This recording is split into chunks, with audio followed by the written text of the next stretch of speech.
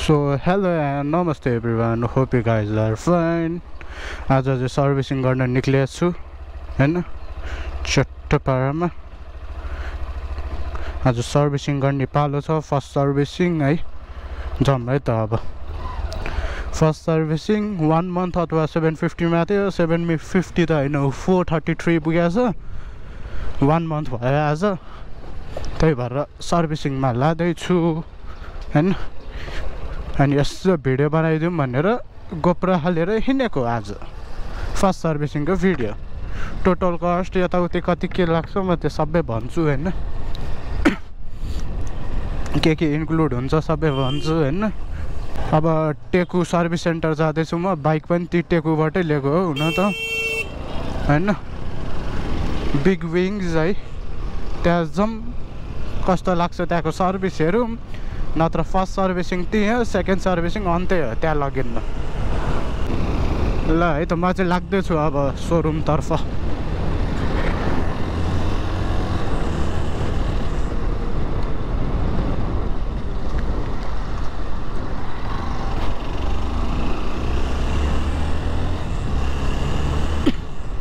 पानी पर्छ जस्तो छ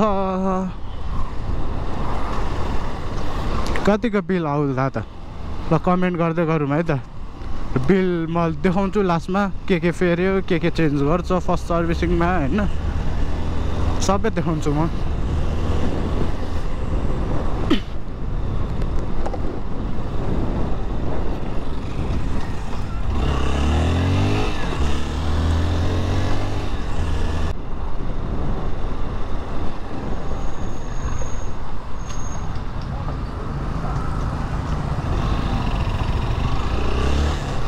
तर्साइदिएर झ्याप्प रोकेर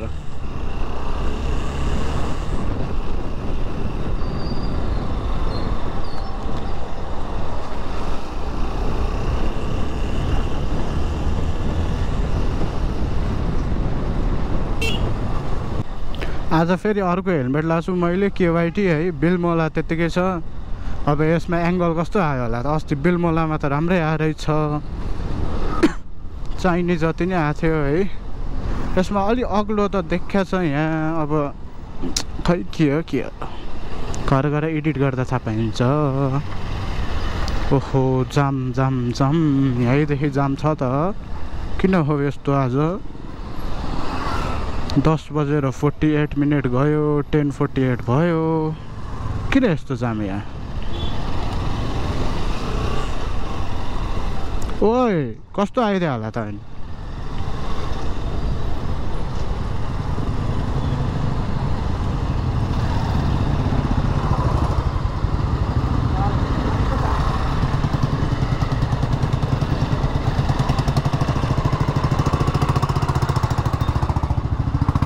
पेल्दिरहेको छ अनि यसलाई म पेल्दिउँ भने त सफारीले पेल्दिरह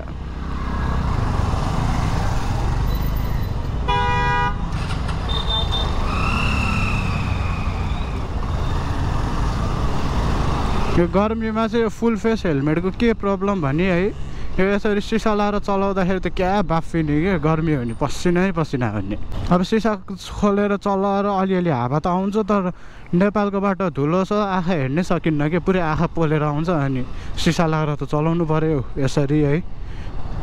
यसरी पुरै टम्म भएर चलाउँदा त अनि गुम्सेर यो बाइकलाई चाहिँ जसले पनि हेर्ने क्या अनि ट्राफिकले पनि त्यति चेकिङ नगर्ने हो बाइकलाई यो किनेदेखि एकचोटि चेकिङमा पारे छैन कहीँ पनि यहाँबाटै छिर्दिउँ है जम खाली छ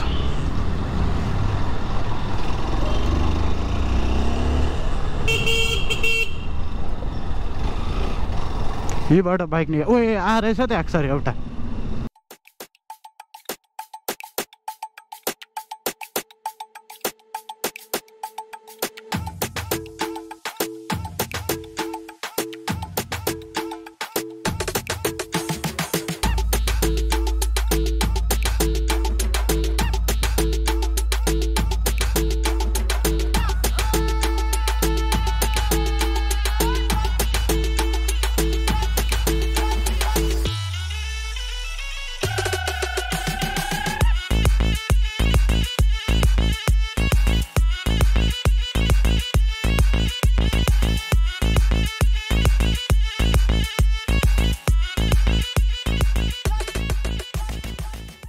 ल फर्स्ट सर्भिसिङ चाहिँ भइसकेको छ हैन गेस गरौँ कति बिल उठेछ है फर्स्ट सर्भिसिङमा हुने भने त्यही चेन अलिअलि लुप ब्रेक कसिने हैन पछाडिको ब्रेक कस्यो त्यो मैले भनेको थिएँ त्यही भएर नि कस्या होला है मैले टिपाइदिएको थिएँ त्यो अनि मोबिल चेन्ज त्यो भइहाल्यो अनि भित्र सफा गर्ने त्यो ब्लोवरले हुजो उडाइदियो हैन त्यति गरेछ बिल चाहिँ कति आछ भने मेरो टोटल बिल चाहिँ यति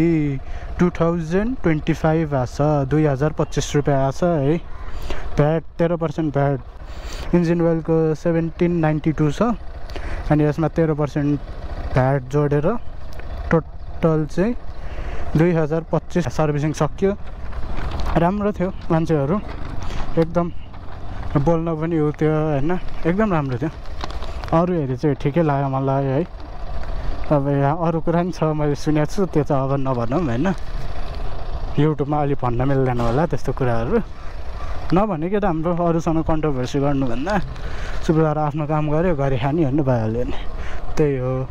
नत्र मैले धेरै कुरा सुनेर निक्लेको छु कि म बाइक नछोडेर म यहीँ बसेको थिएँ अनि यस्तो कुराहरू सुन्न आएको छ मलाई त्यो कुरा युट्युबमा नभने राम्रो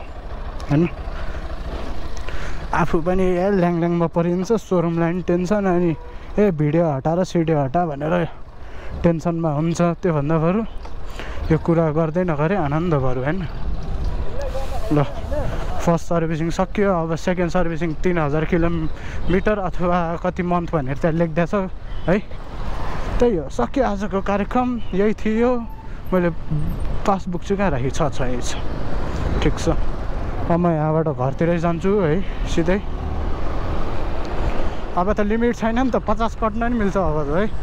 हाई आरपिएममा पनि जान मिल्यो अब 50 प्लस जान नि मिल्यो फर्स्ट सर्भिसिङ भयो नि त हैन खाली भेट्यो नि एक पुल हान्नुपर्छ कतिसम्म जान्छ भनेर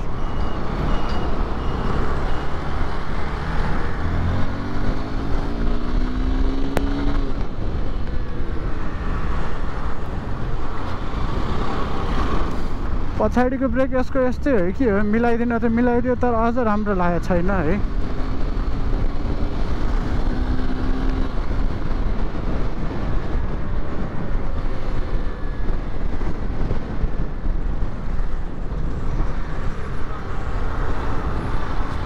कुद्छ एक्सर पनि हैन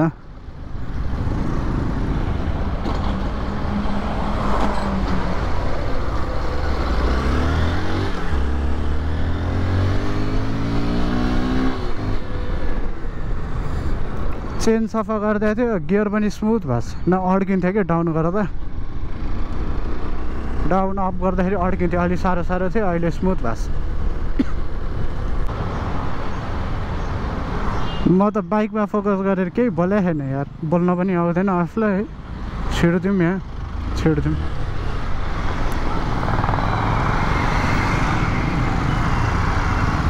अब के बोल्ने नै हो थाहा छैन अनि